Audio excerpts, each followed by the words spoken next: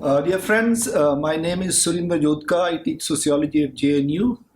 I'm very happy to introduce to you Professor Dipankar Gupta, India's foremost sociologist. We are very happy that he's agreed to speak to us about his career, about his sociology, about the futures of India and sociology discipline. This interview is also being recorded by another sociologist, Dr. Sridip Bhattacharya, who will not be on the camera, but he is obviously consulting us what to ask, how to take the discussion forward, and we'll perhaps have another occasion to talk to Shrideep about the discussion. So let me begin by briefly telling you about Professor Dipankar Gupta. I've been his colleague in JNU. He retired from JNU in 2009 as he's been professor of sociology. He studied in JNU. He was among the first generation of students who came to JNU to do social sciences. He was a faculty in JNU for nearly 3 decades. Besides JNU, he also taught in Delhi University, another major department of sociology, but then he came back to JNU because once you are in JNU, then it's difficult to work elsewhere. Professor Gupta obviously also traveled abroad and taught in many universities, and he has very extensively published. He's published 23 books. And he has also published 3 novels. And these are not the only things. He obviously has published 100 plus research papers, but more than that perhaps are his newspaper articles. He publishes even now in Times of India, earlier in Indian Express and many other journals. Dipankar Gupta perhaps was also a star sociologist when the television channel became very popular. He used to be one face that would be present whenever they needed a kind of, sociologist to comment on things. Later on, others also started coming, but he has been a kind of, star in many different ways in the way he does his sociology, in the way he presents it. So he's kind of given a new kind of visibility and dignity to the discipline of sociology and made it much more popular, took it beyond the university departments. So, Professor Gupta, you in some sense come from a slightly different background, unlike many of us who came to sociology from certain background. I know your father was a very senior bureaucrat and you grew up in Bombay and then you came to Delhi. You could have gone to corporate sector, you could have gone to bureaucracy, Indian bureaucracy. These were the kind of main choices that young people like you would have made when you came to sociology. So would you tell us something about what motivated you to come to sociology? Well, it's like this, that when I was 19 years old, a little under 19, I was denied admission in Delhi University because I was underage. So I spent some time in the university campuses looking at different departments and basically loafing around. And then I came to Delhi School of Economics and looked at the curriculum, sociology. I was attracted to it. I applied and I got it. At that time, my intention really was not academics, but to join the civil services. So I had thought that in two years I'll be 21, brave for civil service. But by the time I was 20, within a year, I met these extraordinary scholars in Delhi School of Economics. Professor Andre Bete, Professor M.N. Srinivas, Amartya Sen, Shukumar Chakrabarti, Mrinal Datta Chaudhary. And it was like a revelation. When some people say that you see a flash of light and you become a religious convert, it was something like that. And I didn't want to be in the civil services anymore. I wanted to be like them. And that's how I switched. I think by the time I was 20, I was quite clear I wanted to be an academic. But it didn't begin that way. It ended that way. And even then, I think I'm quite fortunate because I know many people who come to academics much later and sometimes by default. But in my case, it was by choice, but it was at the age of 20, at that time. Yeah. There was another thing that, when I came to sociology, that was in the 1980s, you would have been 1 decade before me. Sociology was somehow seen as a kind of conservative discipline, unlike economics, where economists were in planning commission, they were talking about, changing the world. Political scientists obviously had their own kind of, place. Sociology was very kind of small discipline and still struggling to be visible. So how do you see the journey of sociology over the last 40 years, 50 years, that you have seen the discipline when you first were introduced to the discipline, and now that, we are kind of quite a huge discipline globally as well as nationally? What has changed and how do you kind of look at it? I think we were very fortunate in the sense that during those years, we had some brilliant sociologists, from Srinivas to Bete to Jeet Oberoi, the kind of intellect which is very rare, hard to find. And you wouldn't find that galaxy of stars in any department, maybe economics, in D school and sociology. They were kind of, almost at par. And one was, more glamorous than the other. So it was difficult to choose between them. I think these people really made sociology a highly respectable discipline. Had it been anywhere else with the ordinary run-of-the-mill, it may have still struggled. But the kind of launch that we got with them, I think has been forever, lasted till now. We still think of them as, torchbearers. I am personally very indebted to them because they were my teachers as well. And I saw them in action and it was just amazing. You felt so inspired, And not just the way they spoke or whatever, but the dedication to the discipline. They would sit at the typewriter and they would type away, or they would read, and they were really interested in that. And if you told them that, there's a vice chancellorship somewhere or a job in the university, in the bureaucracy, they would scoff at it. They were not interested in any of those positions. I've seen that happen in front of me. My professors were tempted, I should say, like Lucifer tempted God, to join the Ministry of Defense. And they said, what? I'm not a clerk. I'm an academic. So you said that also people like I was 20 years old. It made me feel so different. I felt really energized. I felt I was, belonged to a league which was a select group of people.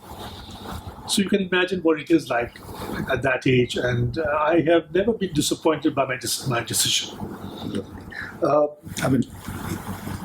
At some level, you also kind of moved away from them. For example, if I was to talk to M.N. Srinivas or Andre Bete in 1980s or late 70s, all of them would have told you to go to a village or study the Indian caste system or maybe agrarian social structure.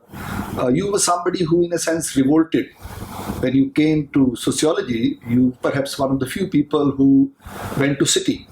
And you went to city not to study urban neighborhoods, not to study urbanization processes, not to study urban cultures. You went to study something which most sociologists have seen that it is a kind of India's digression into communal conflict. So it was Shiv Sena, and everyone used to talk about Shiv Sena in a very kind of condescending manner, that these are communalists, these are conservative people who are trying to, in some sense, fight against India's modernity and urbanization. But you came up with a different kind of perspective. You didn't take up the categories like communalism, which was very popular in JNU those days, and your PhD was in JNU. So what is it that moved you away from village studies and study of caste and study of communal conflict to something which was kind of much more, in some sense, now when we look at it, it was the right way to do? You see, at that time, I am indebted to all these professors I mentioned to you. Of them, I think Professor Bete, when he wrote his book on caste, class and power, what impressed me about that book was he took a village, but he very upfront, he put the village in India. And I found that to be a good move, because we were usually talking about the village as if it is there, in cocoons somewhere. But Andre Bete brought the village as part of India. And I think he didn't probably stress it as much as he could have, but he introduced that idea very powerfully.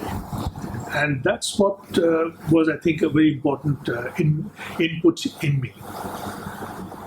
But I didn't quite go along with them because of one thing, and that is that at that time, there was the counterculture Marxist movement in India and the world. And we at that age were very impressed by it. And not without reason, because as you know, in my view, even today, Marx, Durkheim, and Levi-Strauss are three outstanding, academics, thinkers. I think so even today. But in those days, there was a kind of a revulsion against this lot of people.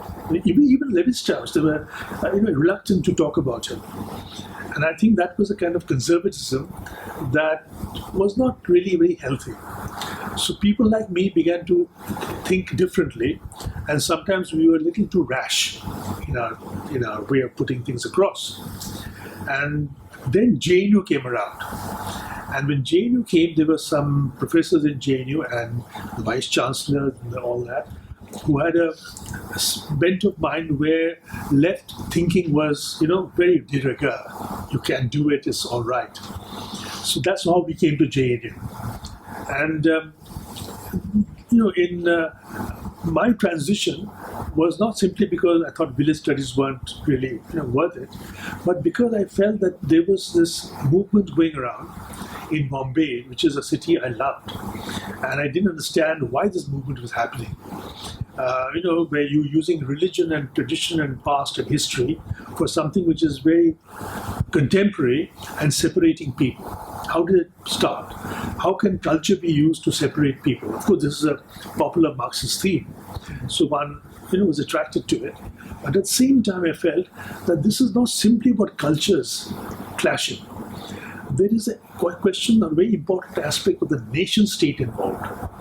Because it was not just somebody saying that you're an outsider, which is very easy to understand, but they were also including the fact that you don't quite belong to this nation state. And we are the authentic children, and you are not. Because in the nation state, the mother is a kind of a symbol. So we are all in some ways children of that mother. So it's a naturalization of politics, So if you say that, I'm the authentic child, you're probably foster child, So that was the difference which I found. And then I realized that the ethnicity aspect is very important, but ethnicity brings in the nation state as a central feature. And what is most important about the nation state is not how it became a nation state, but what is most important is what does a nation state do when it becomes a nation state.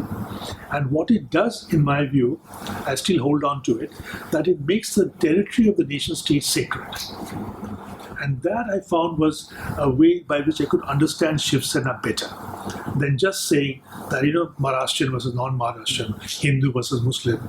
It wasn't quite that. Without the nation state, it wouldn't be girded the way it was. Just for the younger people, this was Professor Gupta's PhD thesis, which he did with Professor Yogendra Singh from JNU, from Center for the Study of Social Systems. So very proud of the fact that, he did his PhD from JNU.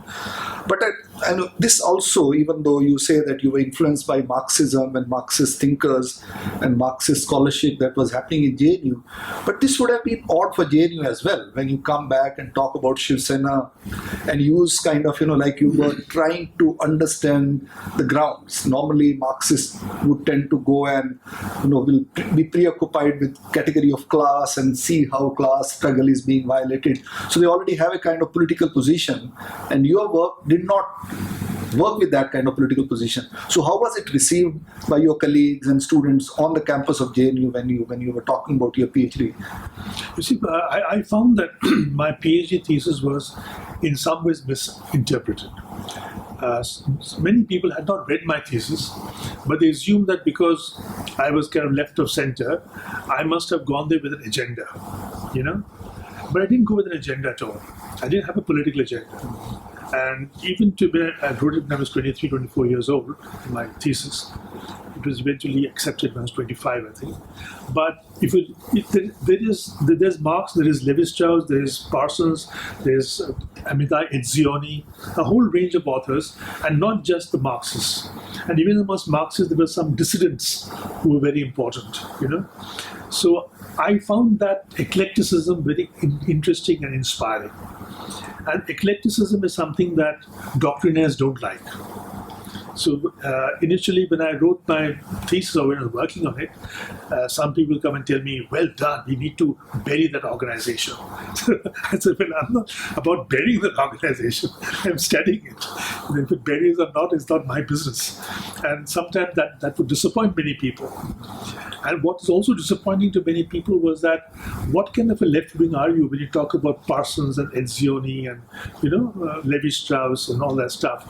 But if I didn't have them sitting on my shoulder and telling me what to do, I don't think I would have developed at all. I think all of this cross-current, this interaction, this conversation is so important for us, and we should not. I believe this is something where all of us should be mindful of, and not to be too doctrinaire about any position you take. And this is something that kind of continues to be very important, what one should say, concern for all sociologists, because we also want to be accepted. We want to be accepted by, for example, people who we are researching. We want to be accepted by our colleagues. And if you empirically find something different from what is seen as the right way of thinking about those things, it becomes a problem, isn't it? Yeah, because it's true on both sides, by the way. Yeah. Even the conservative side, they also have an idea of what is right, and who to quote and who not to quote. And so it works both ways.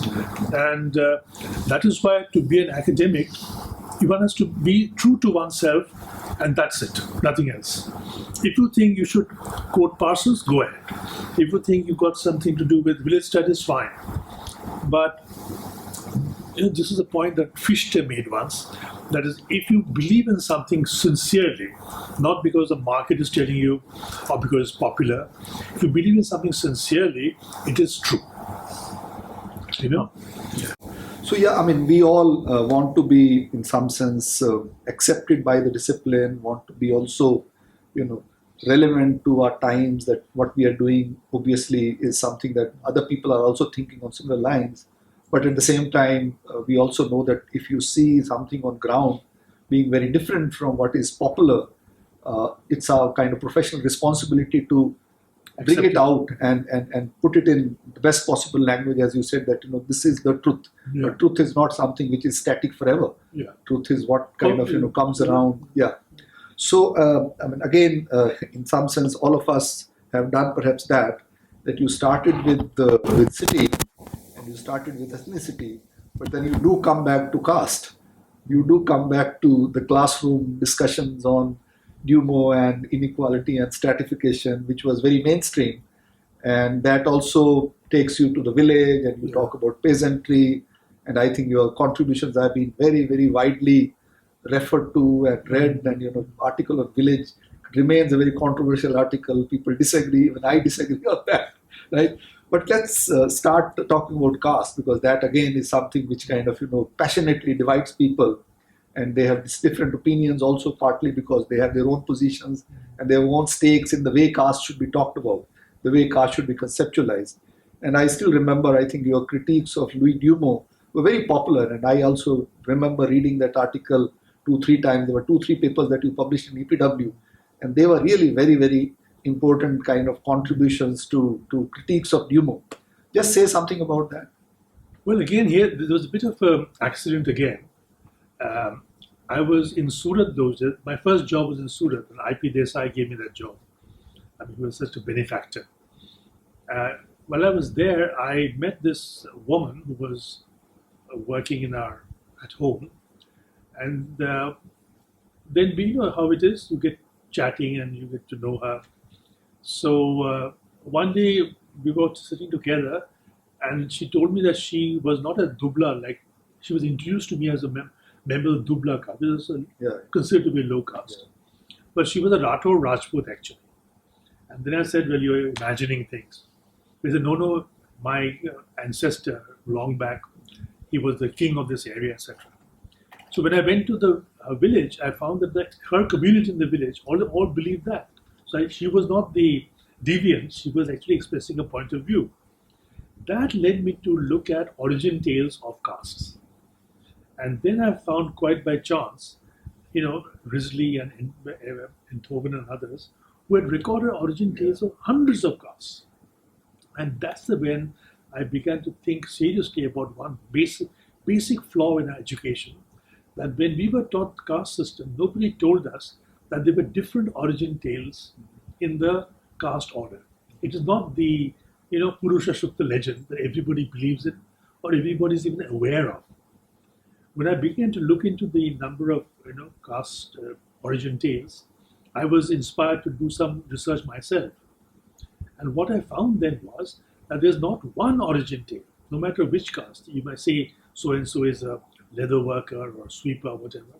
Not one caste has an origin tale which says, I do belong to a base class, my substances are base, my blood is bad, my skin is bad, my bone is bad, I deserve to be here. Not one caste says it. Every caste says that I actually belong over there.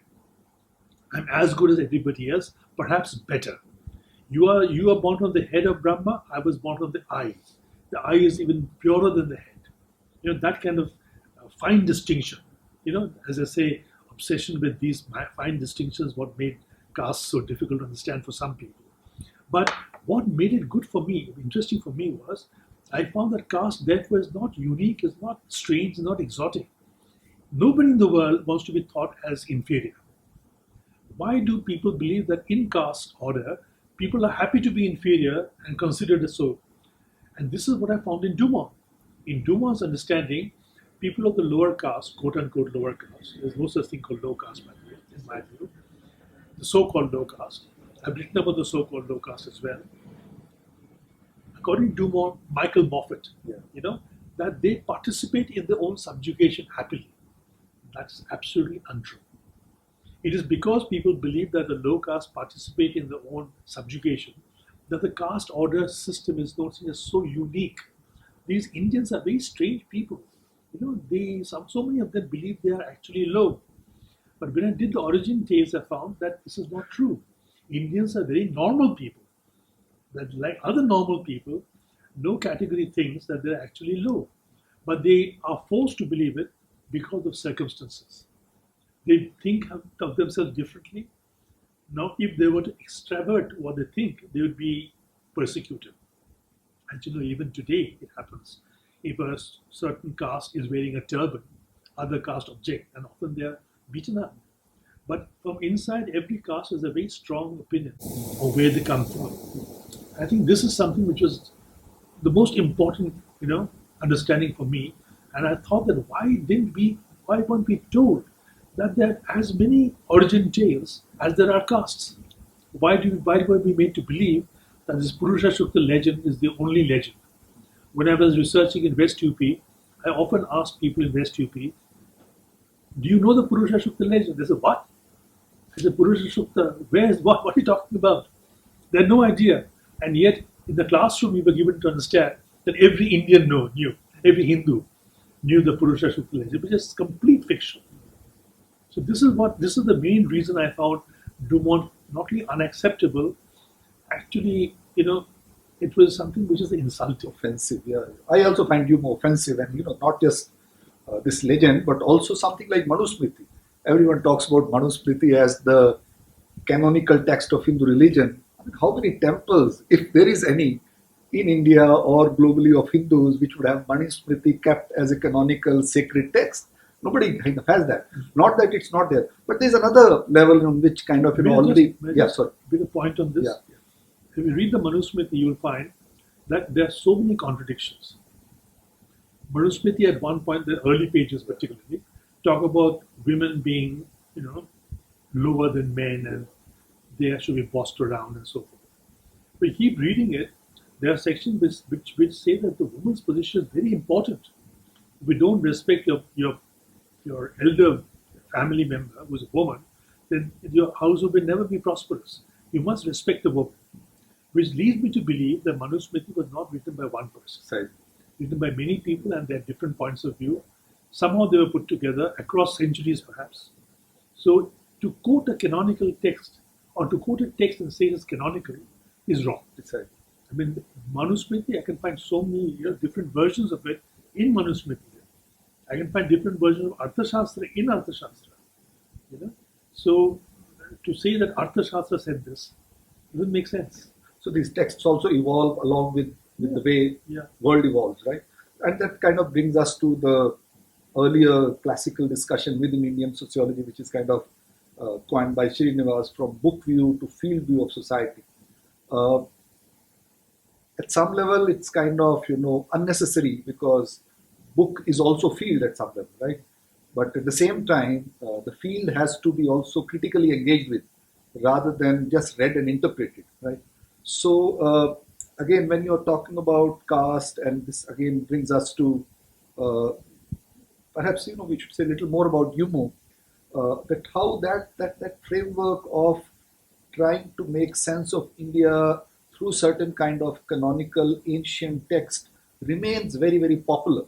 And it remains not only popular with some kind of political establishment, but also with social scientists. Why is it that Indian sociologists are drawn to this kind of textual sources? Globally, nowhere else anthropologists or sociologists would read text and say, this is how Christianity is lived in a village of Germany or France. See, if they do that in the West, they'll be laughed at immediately. Precisely, yeah. But they're not laughed at in India because it's supposed to be an exotic place, and because many Indians also propagate this, investigate, yeah. And they do it to make themselves important or whatever. The principal reason, in my view, is this: that there is always a tendency amongst us human beings, this is Levi-Strauss really, to see different people as if they were natural categories. Like a crow will not be an eagle, that kind of stuff. So a Hindu will not be rational like the Christian or the Muslim or whatever. So to put them in little boxes. This is the cultural essentialism, you might say. And cultural essentialism sells very well in the West when you're talking about other people. Look at anthropology. In anthropology, you had a war going on, and yet when the Newer was written, there was no mention of the war. As if the Newer live in an isolated planet somewhere. So this is the kind of anthropology that was taught because they were seen as culturally unique species. So the Hindus are also made the culturally unique species, and then your supervisor in the West, some university, say, you've done a good job. That is really the right thing to do. I remember talking to a very good friend of mine, and I told him that, why is it that you guys, patronize this kind of sociology? He told me something very interesting. He said, why should I pay you money to come to America and tell me you are like me? I want you to tell me you are different. So it is always very easy and charming to many people to hear about a tribe or a community so different, so unique, that they don't look like us, they don't speak like us, and they become kind of a treasure trove of, exotic knowledge. That is, I think, real reason. Our popular tendency is that there's a cultural essentialism. So if somebody overtakes you and you see that person is, let us say, Sikh, you say, Sikhs drive rationally. Then somebody else overtakes you who's not a Sikh, you don't know what to do. So the Bengalis are rash. Just things like that. There are always tendencies to make people unique. And that is why people like Dumont are so popular. So there is this, interestingly, my career also started from Surat. And I also since work on caste, and my interest on caste also started from Surat. But that was 1990-91 when Mandal Commission came and the whole kind of world turned upside down, and caste came sat right next to us, and we didn't really have the choice of ignoring it. Right? Then we had to study caste, we had to engage with caste, we had to. But again, this kind of question remains a very problematic question when I look at caste. Why is there so much obsession with looking for one singular framework for caste? And that's where Dumo becomes very convenient. And my own argument is that it is perhaps also because it gives a comfort explanation to nationalists. That Dumontian kind of way of looking at caste is also a way of looking at India, is also a way of looking at Hindus, and they all come together. Therefore, there is one single India, and which is also Hindu, which has caste system, and caste system has also been a kind of non-conflictual system where everyone participated in it willingly, and that's how our civilizational culture has evolved. So just wondering if you could also say something more on this. I think you're right, but I want to add a rider to this, and that is that in Dumont, the caste system is one where each person has a position, which is known in advance, and those at the bottom of the ladder, as you go down, they become more and more impure till a barrier comes and they become actually impure. Absolutely. This is something that doesn't help nationalism. You might say that we all have our own job to do, which is fine. But the moment you bring the purity-impurity complex, nationalism takes a beating. Which is why you'll find that from the time of Savarkar right down till today, caste is always seen as something which is not, and they don't talk about purity impurity as much as division of labor. Division of labor is fine, So you can bring in Gandhiji, you can bring any number of people saying that there's dignity in labor, which is of course a bit of a euphemism. But the purity impurity aspect which Dumont talked about is not mentioned by them. And that I think has a problem with nationalism. Besides, and for good reason. So also, I think the moment you bring about nationalism, the question of nation state, and that is our next topic. Nation states, nationalism is also a kind of outcome of modernity. It's a modern process, and modern process also means that if you say that it is one nation, we are one nation, that also means that we are all citizens, and as citizens we are obviously equal. And then how do you deal with caste? At one level, you don't want to give up on caste because that is what you think your culture is. And at the same time, you also want everyone to be part of that culture, including the Dalit as citizen, because that is the imperative of nation state. Yeah, you want to be caste friendly, a very benign organization, a benign outfit, which is not. And to make it benign, therefore you do all kinds of adjustments, I suppose, intellectual adjustments. But you see, the other thing about Dumont and that entire way of thinking is, I've been to many seminars abroad particularly, and where if somebody says that, there are many ways of looking at Brahminism, there are many ways of looking at different castes, there is a but opposition almost, that you don't understand the caste order. You don't understand how strict they are, how they observe every rule, which is nonsense. Even in the Indian text, you'll find that they're saying that a Brahmin can do agriculture. A Brahmin's job is not just puja, he can also do agriculture. And there are actual texts which say that. But you were to say that, there's about caste politics. Now, if you look at Dumont, you cannot explain caste politics, right?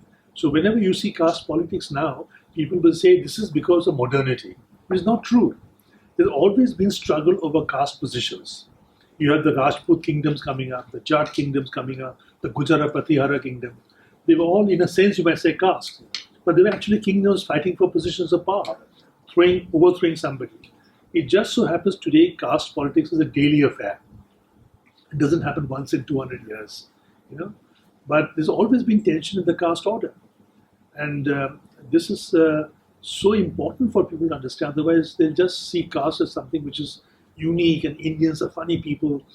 And there was also a stream of thought in anthropology which said if you want to study India, you must have concepts which are uniquely Indian. You can't use universal concepts. Now, this is a terrible, terrible thing to happen for a discipline. If you have India, you have unique concepts only for India, then what happens to sociology? It's over. And where does the boundary of India stop? Exactly, where the boundary of India stop. Yeah. And what happens to sociology? What kind of communication can I have? Then I can say to you that, I'm Indian and I do Indian sociology. If you Americans don't understand, you Swedes don't understand, it's your problem. Some people say that, in fact. I've seen in some women's studies programs, scholarships, that men and women can never communicate fully because of great differences. But the challenge is to overcome differences. Nobody can communicate fully. Yeah, right? But what is science about? Science is basically about communication. Yeah. If you cannot communicate, it's not science. Right. So I think Dumont was actually not letting people communicate. So I think also perhaps it's kind of connected with the way India's own self-imagination has evolved, where our obsession with text continues to be the medium through which India's tradition is in some sense imagined and constructed. See, what happened here was that when nationalism came up, many nationalist leaders, including some sociologists, thinkers, that is, they brought up texts because they got the impression that the British were looking down on us because we didn't have texts. We didn't have proper literature. So there was a kind of a nationalist upsurge to demonstrate our literature, which I think was probably one of the contributory factors. I would think in the present context, perhaps a much bigger theoretician of caste today is Ambedkar.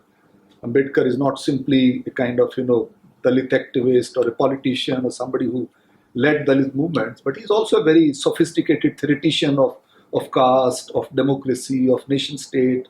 And many people see kind of, overlap between Dumo and Ambedkar, which I find hilarious, even though Ambedkar talks about hierarchy, but Ambedkar is very different. Will you say something on that?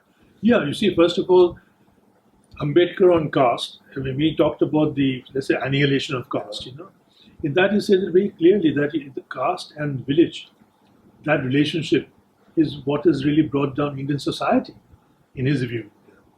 And you cannot fight caste in bits and pieces. It has to be fought in totality. You can't say I'm anti-Brahmin, so, for example, the anti-Brahmin movements everywhere were not anti-caste movements. So many of us have been misled into believing that anti-Brahmin movement is an anti-caste movement. As people today believe that the OBC movement is against caste, which is not true. Anti-caste is different from being anti this caste, anti that caste. Annihilation becomes very critical, very sensitive. So this is one point out there. The other point is not only annihilation but elsewhere as well, including this book, which is, and of course comes up during the constitutional debates, Ambedkar writing about fraternity. And he constantly, I think he is one of the few authors that I can think of who has written about fraternity with such stridency. Others have mentioned fraternity, equality, liberty, fraternity, as if all come to a package. But Ambedkar took fraternity out of this package and gave it special importance. And for which reason he said that as long as you have caste, you will not have fraternity. And fraternity for him was the essence of democracy. And in the entire constitutional debate, which Ambedkar was, of course, very much a part of, you will find time and time again he talks about fraternity. And the problem that I have with political theoreticians is when they talk of Ambedkar, they don't talk about this aspect as much as they should. I think Ambedkar's understanding of caste or attack on caste can be understood in totality if seen with fraternity. They shouldn't be seen separately. And many followers of Ambedkar today, I think, need to pay attention to this aspect. That perhaps takes us to the next theme on which again you have written quite a lot. And for me, perhaps also for you, Ambedkar is primarily a theoretician of citizenship and of democracy in some sense, Indian context. And that's where he's looking at caste in opposition to citizenship, right? So fraternity was the point. Fraternity was a point, but beyond fraternity, for example, as you were talking about earlier in relation to Shiv Sena work, there's also a question of nation state, where the moment you have to begin to imagine nation state, the grammar of relationships has to be visualized very differently.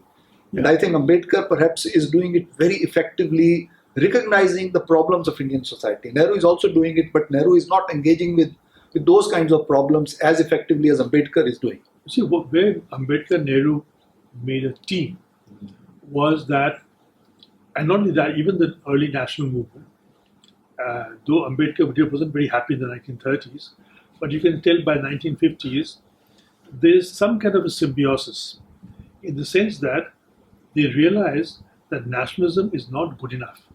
You must have democracy. See, if you look at nationalism in other parts of the colonial world, they fought against outsiders, colonial powers, but they didn't think of internal reform, which is why many of these anti-colonial movements ended up in dictatorships, and worse. India is probably the only country where nationalism was not the most important thing. What was important was, which I mentioned Nehru, mentioned Ambedkar in the constitution, that this constitution is not worth the candle if we don't have democracy. And that, I think, was a very big thing. And when you trace it back, you'll find it in Ambedkar's works. Even when you're talking about caste, there's a glimmer of it. Annihilation a lot more. And in areas where he's talking about citizenship directly, you'll find that it is not just nationalism that is important. Nationalism can be a problem unless it is paired with democracy, which is why you'll find this disjunction between Ambedkar and many others. And especially if you look at Indian theories of nation state, why is this so advanced? It's advanced because they didn't rest with the nation. The moment India became a nation, they said, let's have a state, let's have a democracy. The moment it became. So Nehru's twisted destiny, unfinished work. What is unfinished is the constitution is happening, it's going to come very soon, just watch out, it'll be the theatre soon in a cinema near you. It'll be the constitution will come up. Pay attention. So this is the contribution, I think, of the two together. So you've also used the word modernity in your work quite frequently, and you continue to do that in the book that is likely to come out soon. There also you engage with question of society as kind of modern kind of collective formation, which is in some sense an old tradition also in sociology. But in context of what you just said about citizenship and democracy need to be the primary structures of, in some sense, political community making, then the idea of nationalism or nation state. Yeah. And there is also a kind of idea of modernity which sometimes comes in conflict with the idea of democracy. And people have actually counterposed the two.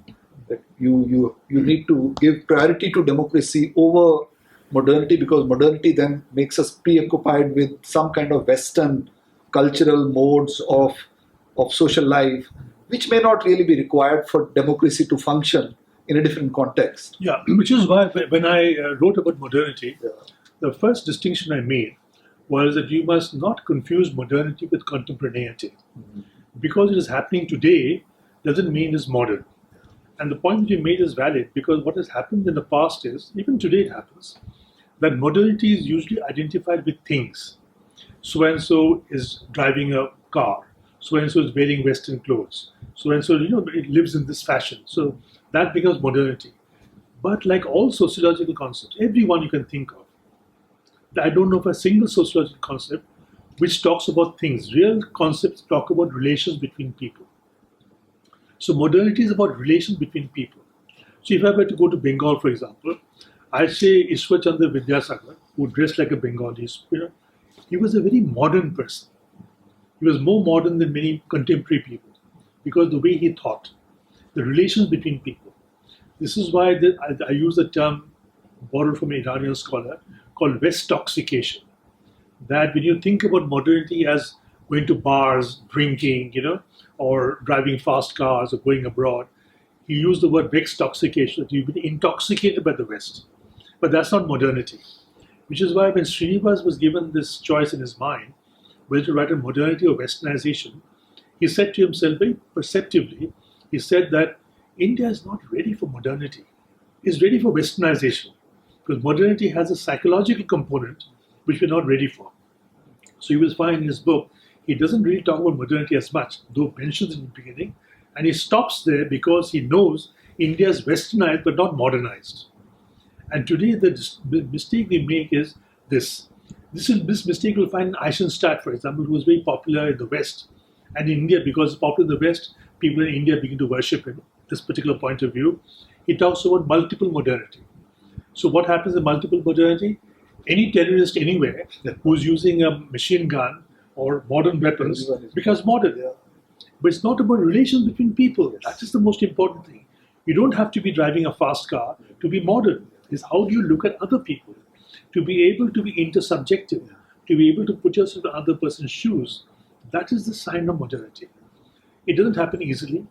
It is not a finished job. It's constantly evolving, just like democracy is. Democracy and modernity go together. One side is democracy, the other side is modernity, and none of them are complete. They're all work in progress. So anybody who says my democracy is complete is actually being very undemocratic. Because remember, in the mid-19th century, even 20th century, we didn't imagine that migrants and women would have equal rights. Now they have. So democracy evolved. Today we give equal rights to gays and lesbians also. Democracy has evolved. So this evolution means that something else is going to happen as well. We don't know today. Something else might happen tomorrow. Yeah. Be ready for it. Don't say my democracy is done. And those who believe that my democracy is done, my modernity is done, they are, I think, being backward.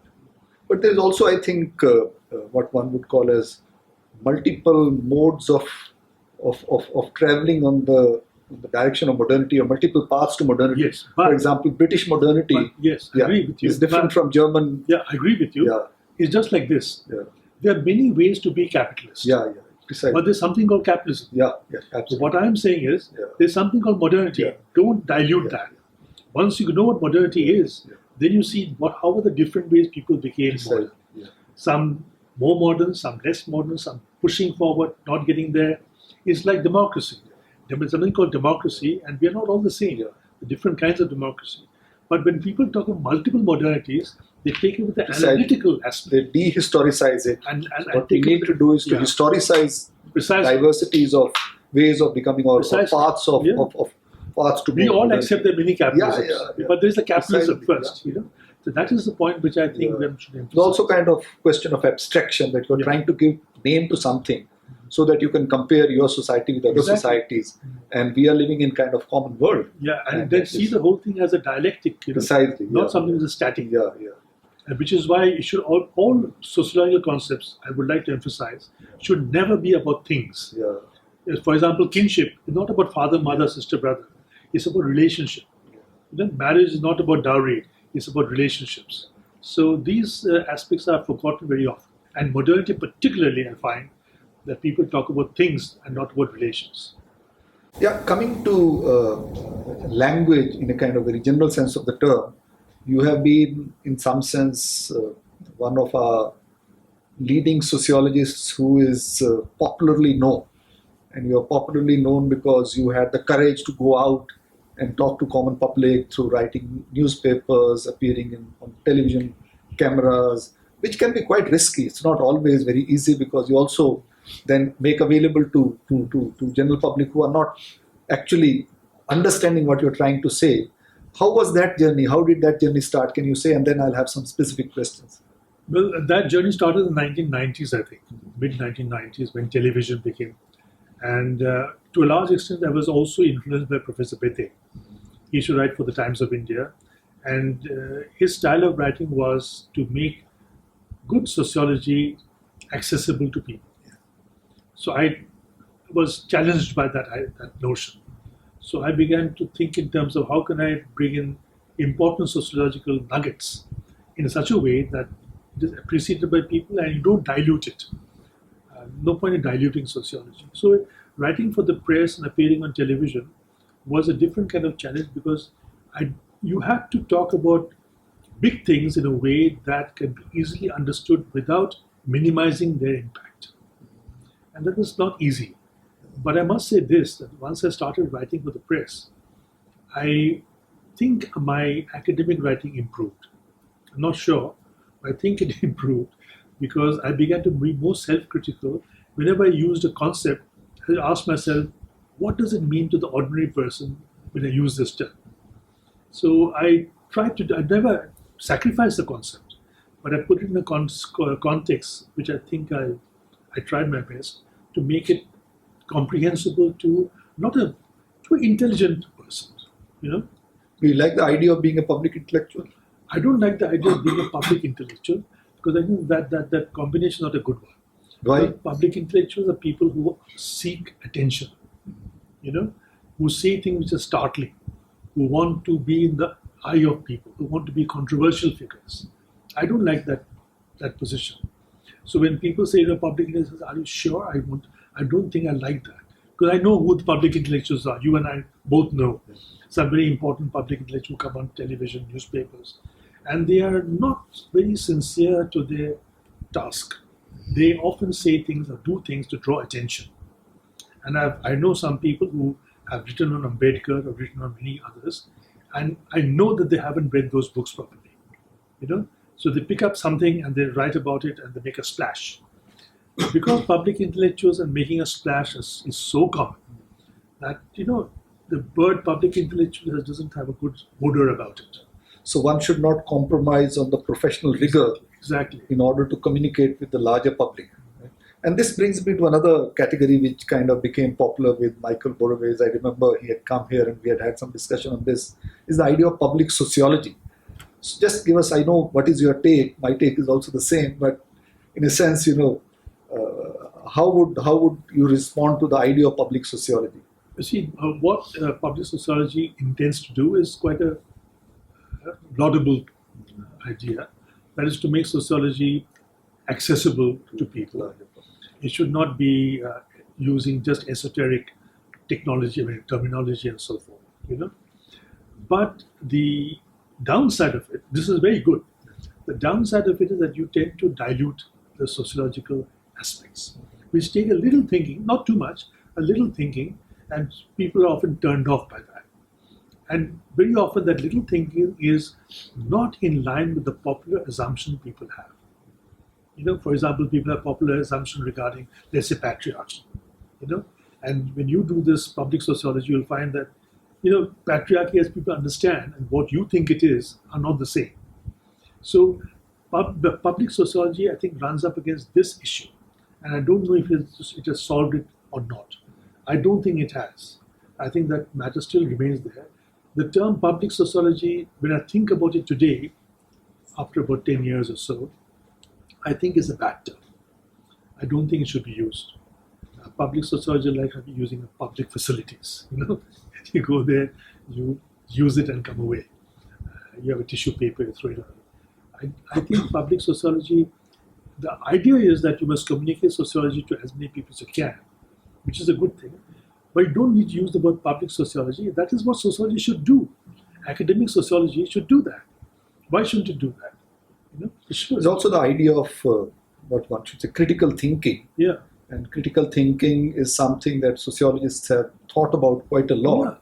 Yeah. And say, for example, when economists are talking about data, they are just telling them what is happening and what are the different ways. And I think sociologists, in some sense, have a much bigger task of assessing those processes in terms of, for example, values of citizenship or modernity, or the kind of relational systems which would produce violence.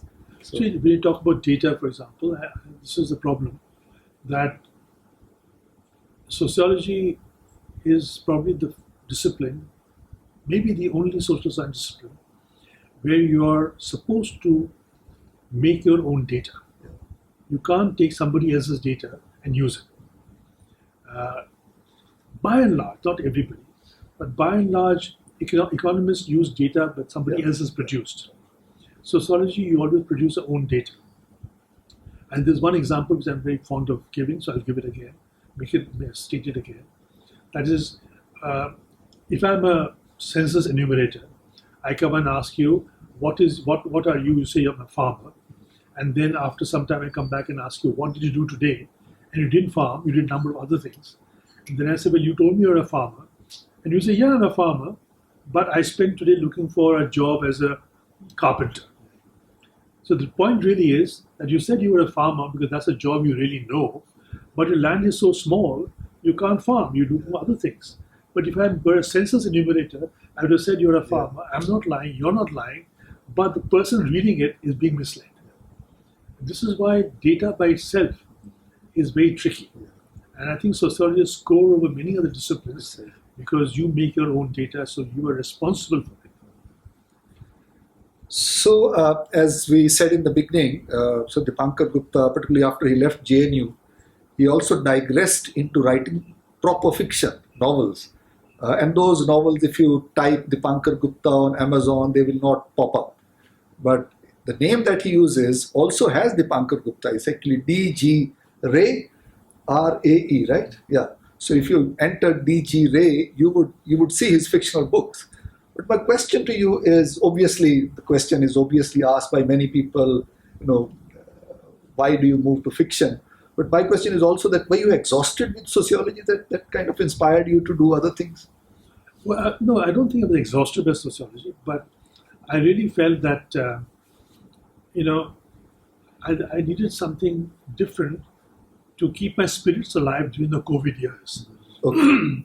The COVID years were very terrible, as you know. It just happened the other day, but we tend to forget it. But those were very, very difficult years, and we were just boxed in our home.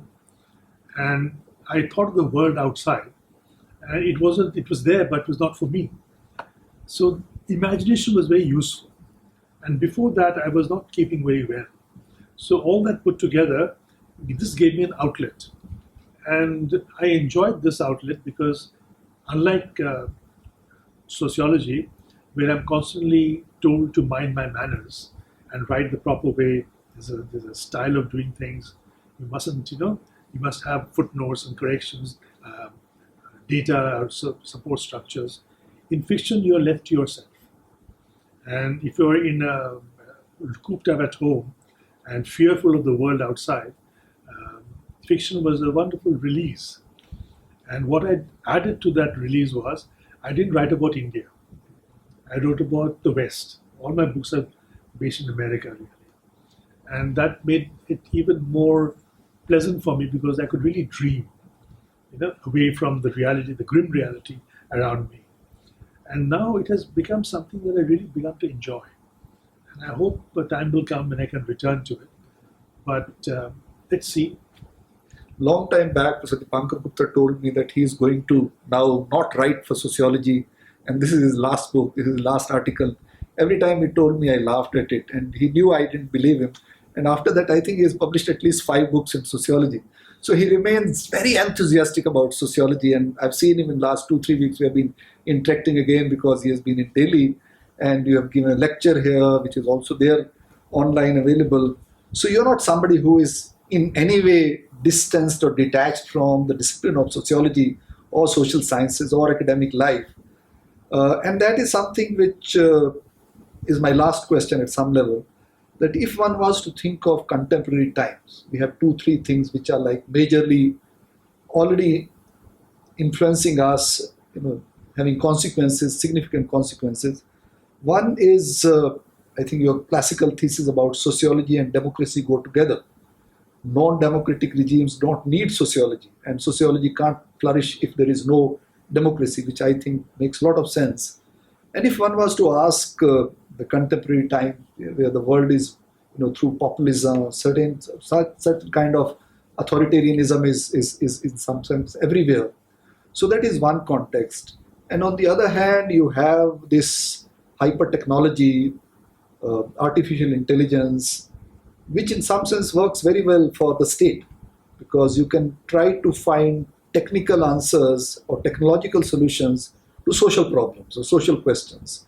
So how do you see the future of sociology for the coming generation of scholars who are coming into the field, or for the larger kind of society as it is lived? Well, I hope you don't find me being too simplistic here, but that is the way I feel, and if it seems naive to some, I can't help it. But I strongly believe that sociology cannot survive if there is no democracy, for the simple reason is that society that we live in today gets its vibrancy from the democratic principles where everybody is conceptually equal. And then you ask your question, if we are conceptually equal, why aren't we equal?